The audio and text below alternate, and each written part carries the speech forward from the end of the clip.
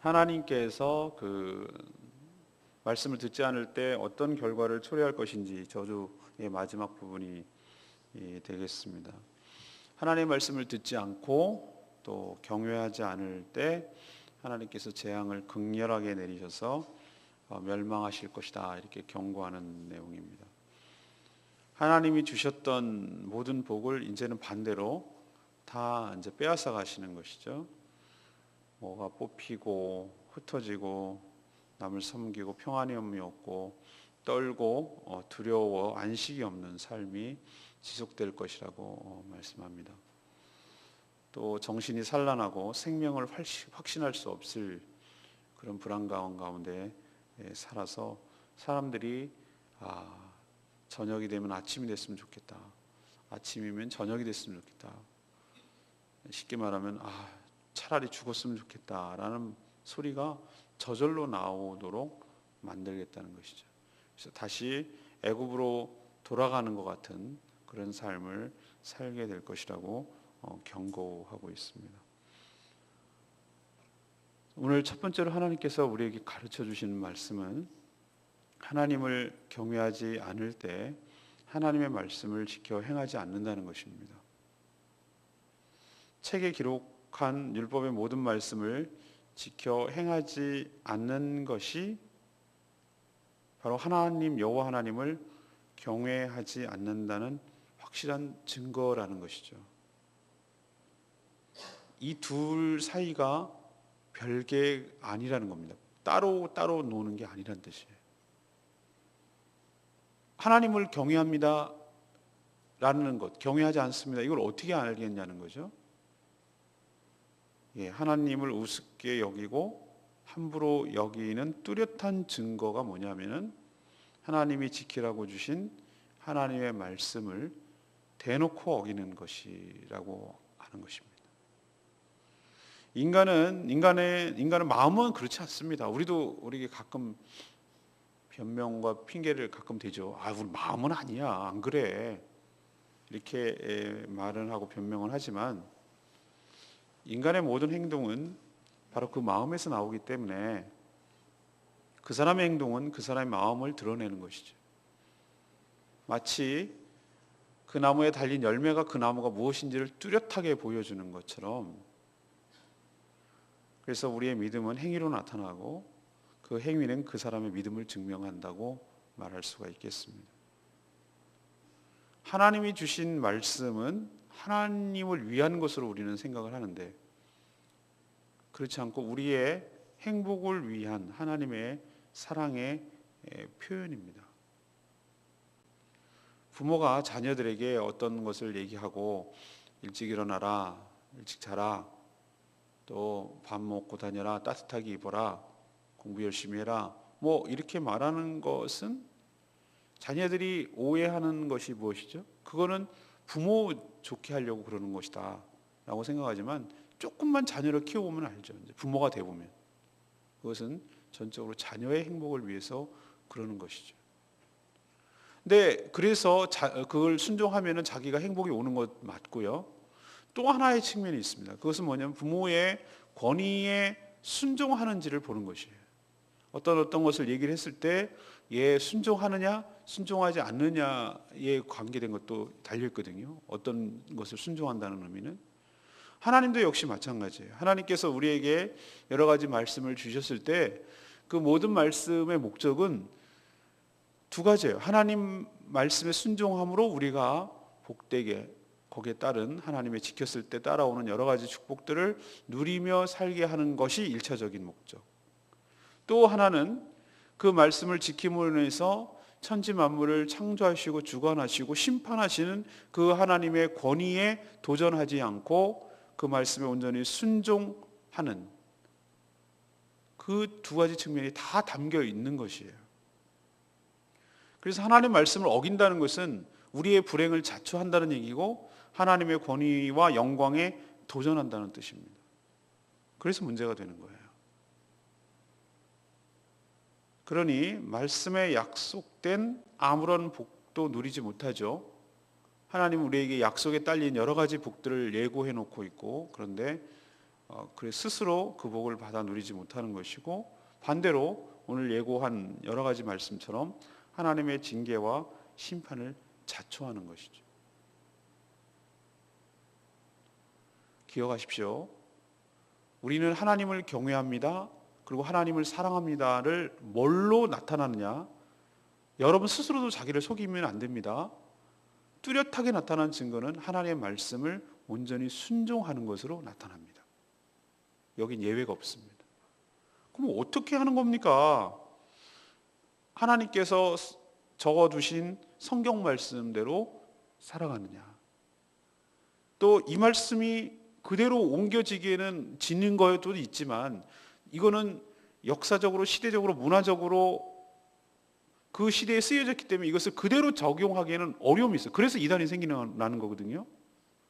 그러니까 문자적으로 적용하거나 아니면은 알레고리적으로 아주 비유적으로 틀어가지고 신천지처럼 이거는 뭐 이래가면서 난수표 해독하듯이 이런 식으로 적용하니까 문제가 생기는 거거든요. 그래서 말씀과 은사가 있는, 그리고 말씀을 제대로 볼 줄 아는 주의 종들이 필요한 거예요. 그래서 필요한 거예요. 전문적으로 공부를 하고 또 기도하고 또 은사 있고 성령으로 충만하고 이런 사람이 필요한 거예요. 그래서 그것을 그러면 now and here, 여기 지금 살아가는 사람들에게 이 4,000년의 갭을 극복하고 하나님께서 어떻게 현대적인 의미로 말씀하시는지에 대해서 얘기하는 것을 귀담아 들어야 돼요.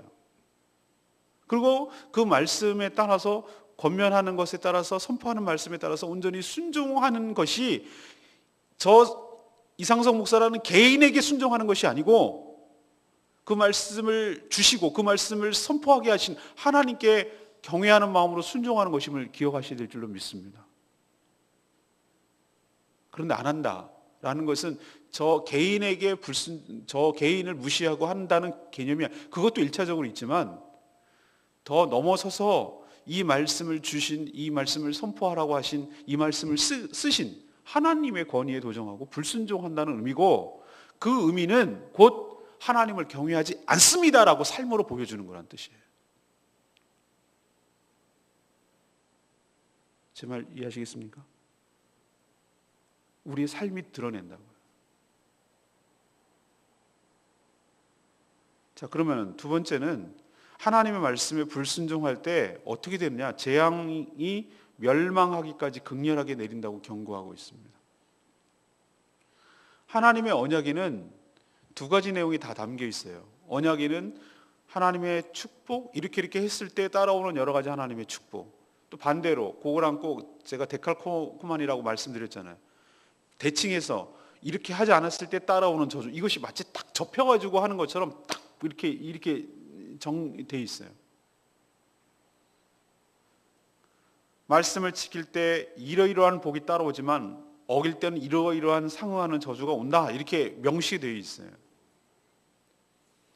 이미 언약이 적용되고 시작되기 전에 이것을 알려주셨어요, 하나님께서. 언약식이란 게 그런 것이죠. 그러면은 우리도 그런 거 있죠. 법도 안 알려주고 법도 선포되지 않고 법도 충분히 설명하지 않고 법을 적용했다고 그러면 우리 반발하잖아요. 근데 그것을 예고하고 고시하고, 그래서 고시제도가 있는 거예요. 그래서 예고하고 이것을 법을 언제부터 시행하고 하겠다, 항상 법은 한 적어도 6개월 전에 얘기를 해요. 적어도 1년 전에 얘기를 하고, 예를 들면 새 주소를 시행하겠으면 그것을 몇 년 전부터 얘기를 하는 거예요. 그리고 그것을 안 지키는, 그때부터 언제부터 안 하면 어떤 것이 집행이 됩니다, 벌이 들어갑니다라는 것도 다 미리 알려줘요. 그런데도 불구하고 인간은 몰랐다는 둥, 이건 너무하지 않냐는 둥, 불편하다는 둥, 인간은 아주 죄성의 본성들이 여러 가지 것에 나타나는 거예요. 하나님 하는 것도 그래요. 하나님 말씀에도. 그러니까 미리 다 알려주셨기 때문에 이렇게 지키지 않음으로 해서 생기는 모든 결과, 이것은 전적으로 하나님께 있는 것이 아니라 지키지 않은 백성들에게 책임이 있다는 것입니다. 하나님은 말씀에 불순종하는 자들에게 오늘 뭐라고 격려하면 59절에 재앙을 극렬하게 내리겠다. 근데 그 재앙은 일시적인 것이 아니라 61절에 멸망하기까지 내리겠다. 그래서 살아남을 자가 62절에 얼마 되지 못할 것이다. 요한계시록에 나오죠. 7 천사들이 대접을 하나씩 쏟을 때마다 난리가 나죠. 예, 그것이 마지막 때에 어떤 일이 벌어질 것인지를 보여주시는 것인데, 왜 하나님께서 이런 경고를 하실까? 우리를 협박하시는 건가? 정말 이렇게 되기를 바라시는 건가? 아니에요. 그 반대입니다. 정말 하나님을 오해하지 말아야 되는데 너 그렇게 하기만 해봐, 내가 그냥 가만 안 둔다. 이런 뜻을 여러분 어떻게 받아들이겠습니까? 우리가 부모가 자녀들에게 너 그렇게 하면 혼날 줄 알아? 이렇게 말할 때 혼나는데 방점이 찍히는 것입니까? 그렇게 하면 하지 말라는데 방점이 있는 것입니다. 하지 않기를 바라는데 너 강조점이 있는 것이에요. 사실은 심판을 받는 인간도 괴롭죠. 당사자니 받는 거니까. 그렇지만 그렇게 행하시는 하나님도 마음이 아프시다는 것을 여러분이 아셔야 합니다. 여러분도 부모가 되셔서 알겠지만 자녀를 혼낼 때, 때릴 때, 하도 말을 안 들어가지고 할 때 맞는 자녀도 억울하고 슬프고 그렇지만 때리는 부모도 속상하기 마찬가지예요. 마음이 안 좋죠. 마음이 좋다 그러면 그 이상한 부모예요.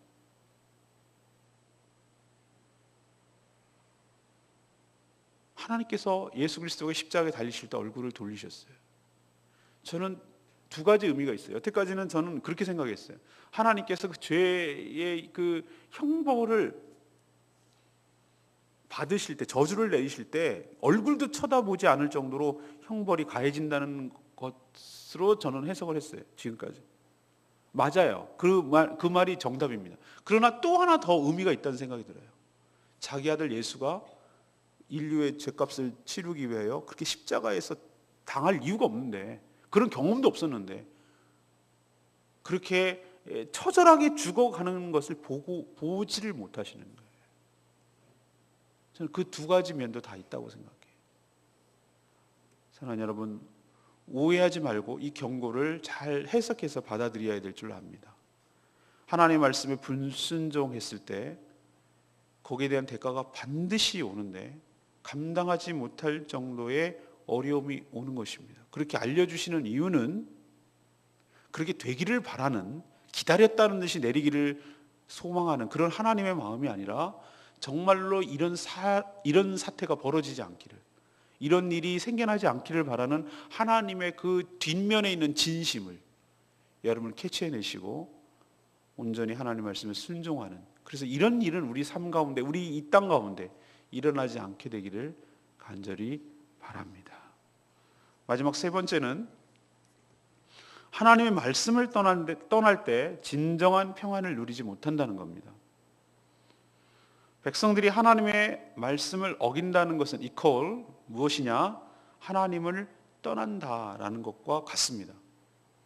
하나님은 항상 말씀으로 계시고 말씀을 통해 함께 하시고 말씀을 통해 역사하시기 때문에 그래요. 하나님의 말씀을 거역하는 인간, 다시 말해서 곧 하나님을 떠난 인간에게는 어떤 일이 벌어지는지에 대해서 오늘 쭉 이렇게 설명해 놓고 있는데, 저는 이 모든 것들을 한마디로 한다면 어떤 것이냐? 안식이 없어요. 샬롬, 평안이 없어요.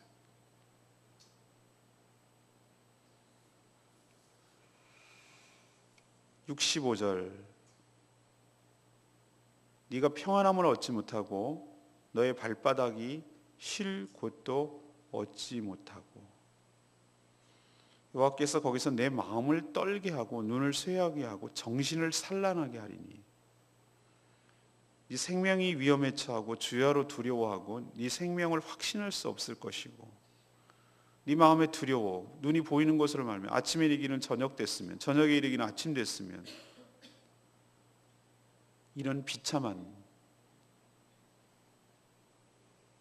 삶이 살게 될 것이라는 것이죠.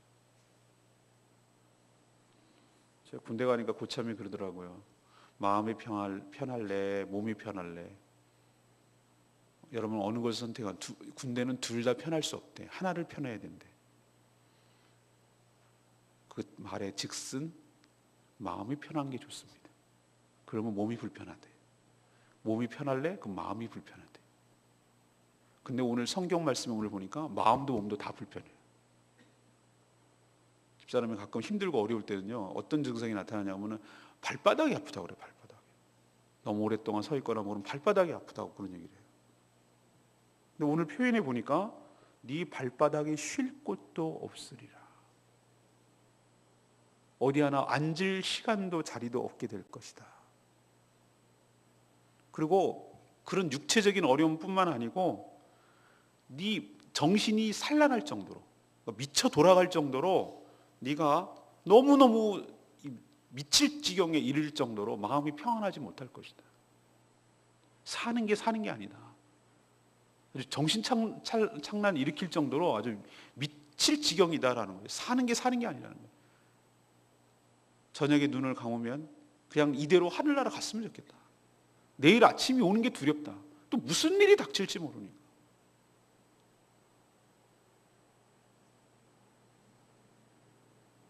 이런 일이 벌어질 거라고 하나님께서 경고하고 있습니다.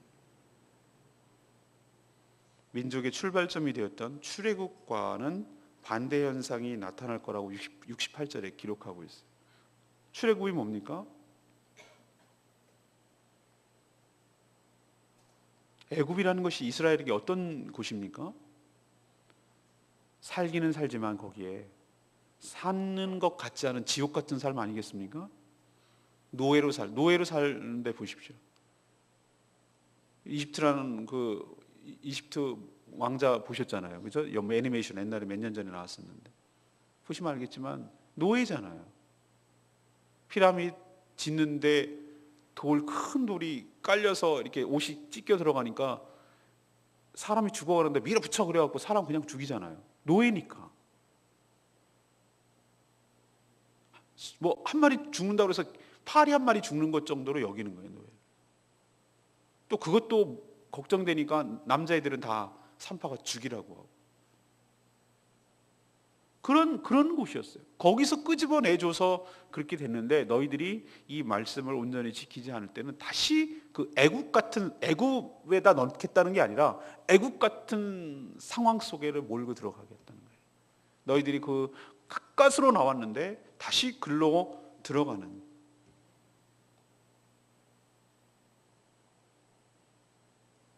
이것을 통해서 우리에게 알려주시는 것은 하나님을 떠난 인간은 비참한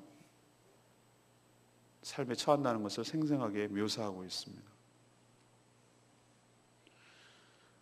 반대로 하나님의 말씀을 온전히 순종할 때 우리는 주의 임재 가운데 있게 되고, 그곳이 어디에 있든지 간에 우리의 마음과 우리의 영혼은 샬롬의 상태에 평안 가운데 있게 될 줄로 믿습니다. 우리가 몸은 힘들고 그래도 몸은 고되고 힘들고 피곤해 보이지만 여러분, 어떨 때는 참 기분 좋은 피곤함이 있지 않나요? 하루를 열심히 꽉 차게 살았고 의미 있게 살았다는 생각 때문에 마음이 평안할 때가 있어요. 그때는 참 기분이 좋아요. 1년에 몇 번 없어서 그게 문제지. 저도 어떨 때는 그럴 때가 있어요. 정말 왠지 모르게 정말 뿌듯하고 감사하고 그럴 때가 있어요. 하루가 굉장히 힘들고 어려웠는데 일도 많았고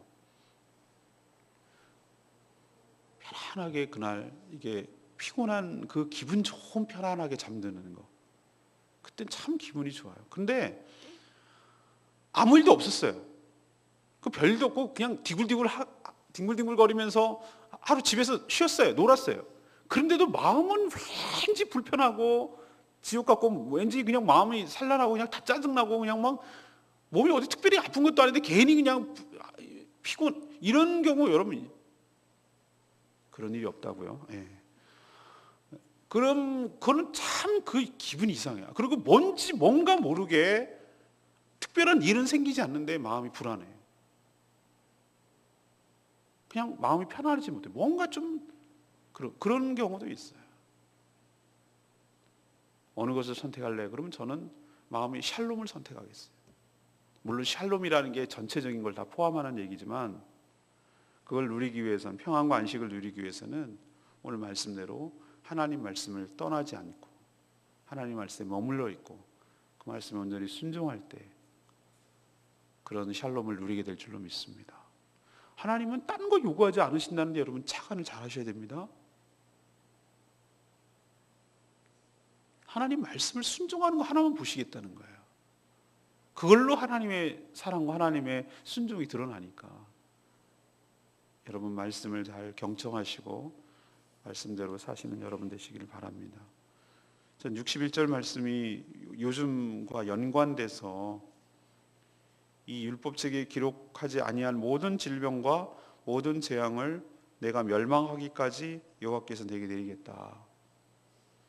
이미 그 당시에도 여러 질병이 있었죠. 질병은 참 인류에게 무서운 공포이고 넘어야 할 숙제이죠. 요즘처럼 과학과 의학이 발달한 때에도 질병은 정말 끝이 없어요. 오히려 새로운 질병이 나와요. 그리고 그것이 창궐하고 인류를 위협합니다. 마치 기록되지 않은 질병이 대기했다가 나오는 것처럼 막 느낄 정도예요. 우리가 전에 뭐 때문에 난리를 썼었죠? 뭐 AI도 난리를 쳤고. 근데 요즘은 또 뭐가 나옵니까? 듣도 보도 못한 에볼라가 나와가지고 지금 전 세계가 난리 아닙니까? 우리는 이 질병도 이겨내야 되지만 오늘 말씀에 비춰보면 그 질병이 나오게 된 배경이 뭘까라고 한번 생각을 해보면 이거예요. 이거 이 말씀이에요. 오늘 말씀. 하나님을 영화롭고 두려운 그 이름 하나님을 경외하지 않기 때문에 이런 현상이 나타나는구나. 우리의 죄 때문이구나. 우리의 불순종 때문이구나. 우리의 불신 때문이구나. 이런 것을 잘 깨달으시고 하나님 앞에 철저하게 회개하고 말씀으로 돌아가는 저희 교회와 저희가 되기를 소망합니다. 오늘까지 이제 저주 시리즈가 끝나는데 내일부터는 이제 마지막 축복의 이야기가 또 펼쳐집니다. 수요일 저녁부터는.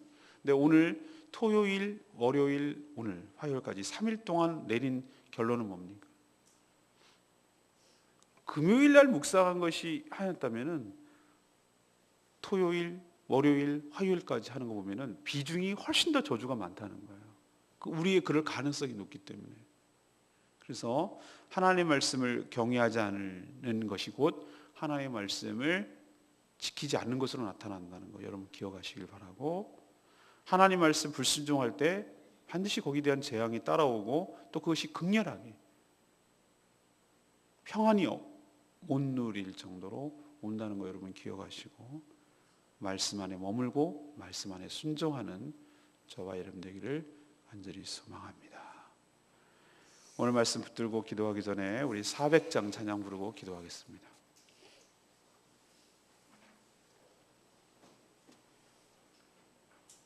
찬양집 400장 주님 보좌 앞에 주님 보좌 앞에 나가서 참된 안식을 누리기를 원합니다. 오늘 말씀 생각하면서 찬양하겠습니다. 주님 보좌 앞에 나가서 참된 안식과 기쁨 나누리겠네.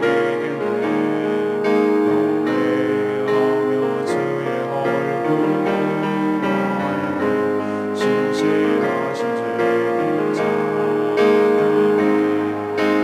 진실하신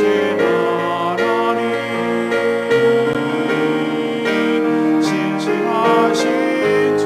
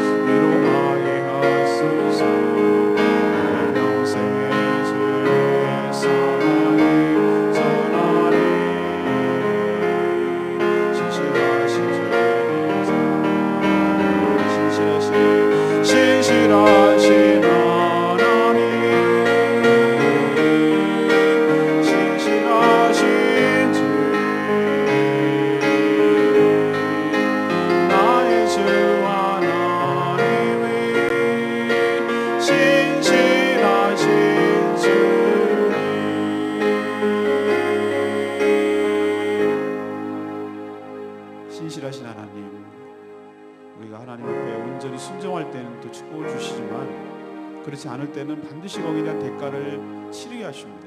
이것조차도 우리는 신실하신 하나님이라고 여겨집니다. 하나님을 경외하는 것이 말씀을 지키는 것으로 나타나는 것 기억하시고, 하나님이 경고하신 이런 평안이 없는 삶이 우리 가운데 있지 않도록 온전히 하나님 말씀 가운데 말씀에 순종함으로 평안을 누리는 삶, 복된 삶 되게 해달라고 간절히 기도하는 시간 갖겠습니다. 다 같이 주여 외치며 나갑니다. 주여 하나님을 경외하지 않을 때 우리가 하나님 말씀을 지켜 행하지 않는다는 것을 우리에게 가르쳐 주시니 감사합니다. 하나님을 경외하지 않는다고 말은 하지만 우리의 삶이 말씀을 온전히 지켜 행하지 않는 것으로 하나님을 경외하지 않는 것이 분명히 뚜렷하게 드러나는 것을 기억하게 하여 주시옵소서. 하나님 말씀에 불순종할 때 하나님 재앙이 멸망하기까지 극렬하게 내리는 것을 우리를 경고하고 있음을 압니다. 하나님 그렇게 되지 않기를 바라는 하나님의 진심을 우리가 해야하기를 바랍니다. 하나님 그렇게 행하시는 하나님 마음도 아플 수 있음을, 그래서 이렇게 강하게 경고하고 계심을 우리가 깨닫게 하여 주시옵소서.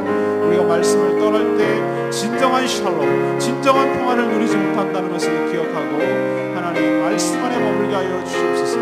말씀 함께 계시고 말씀을 통해 함께 하시고 말씀을 통해 역사하시는 그 하나님 앞에 머물게 하여 주시옵소서. 그래서 하나님이 주시는 평안과 안식을 진정으로 누리도록 하나님 역사하여 주시옵소서.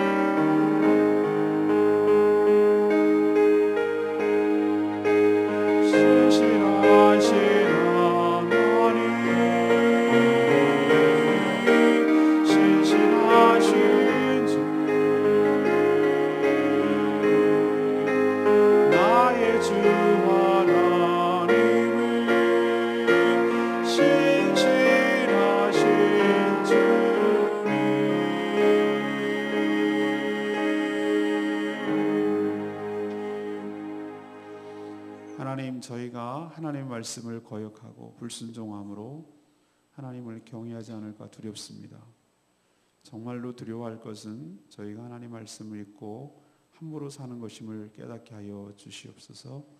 하나님을 경외하지 않고 함부로 살 때 닥칠 극렬한 재앙이 어떤 것인지 분명히 깨닫게 하여 주시옵소서. 극도의 불안과 두려움으로 조금의 평안과 안식도 없는 비참한 일이 일어나지 않게 하여 주시옵소서. 이렇게 정말 행하실까 의심하며 하나님을 시험하는 일이 없게 하여 주시옵소서. 이렇게 말씀하시는 의도를 알아 온전히 하나님 말씀에 순종함으로 모든 복을 누리며 사는 복된 인생 되게 하여 주시옵소서. 우리 삶의 문제를 하나님이 해답을 갖고 있는 줄로 믿습니다. 하나님 간구하고 기도할 때 하나님께서 들어주시고 응답하시고 우리가 기도하는 것 그 이상으로 넘치는 복을 주실 줄로 믿습니다. 상황이 바뀌는 것보다 우리 마음의 평안을 되찾게 하여 주시옵소서. 하나님 우리와 함께 하시고 동행하심을 깨닫고 마음의 기쁨과 믿음과 안식을 얻도록 주님 인도하여 주시옵소서. 거짓 안식에 도취되지 않게 하시고 가짜 안식에 추구하지 않게 하여 주시고 하나님이 주시는 샬롬을 경험하도록 은혜 베풀어 주시옵소서. 오늘도 간구하는 기도 주님께서 들어응답해 주실 것을 믿으며 예수 그리스도의 이름으로 기도합니다. 아멘.